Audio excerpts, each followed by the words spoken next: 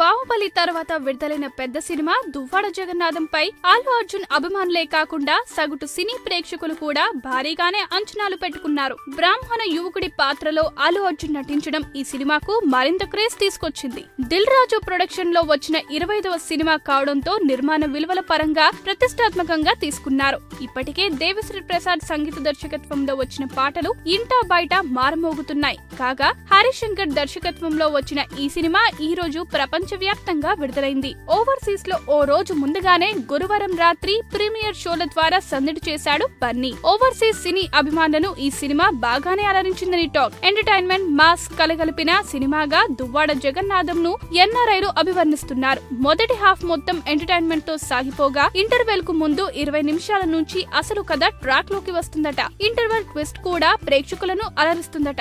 విజయవాడ నేపథ్యంలో సాగే ఈ సినిమాలో అగ్రి డైమండ్ ల్యాండ్ స్కామ్ పై అండర్ కవర్ పోలీస్ గా బన్నీ కనిపిస్తాడట. తమ వాళ్లకు సంబంధించిన భూములను లాక్కునేందుకు ప్రయత్నించిన వారిని ఏ విధంగా మట్టు పెట్టాడనేది కథాంశమట. రొయ్యల నాయుడు పాత్రలో రావు రమేష్ తండ్రి రావు గోపాల్ రావును గుర్తుకు తెచ్చారని ఓ ఎన్ఆర్ఐ ట్వీట్ చేశాడు. ఇక పాటల్లో బన్నీ డాన్స్ గురించి ఎంత చెప్పుకున్నా తక్కువేనని మరో ఎన్ఆర్ఐ అభిప్రాయపడ్డాడు. గుడిలో మడిలో సాంగ్ లో బన్నీ పూజా హెగ్డే డాన్స్ ఇరగదీశారట.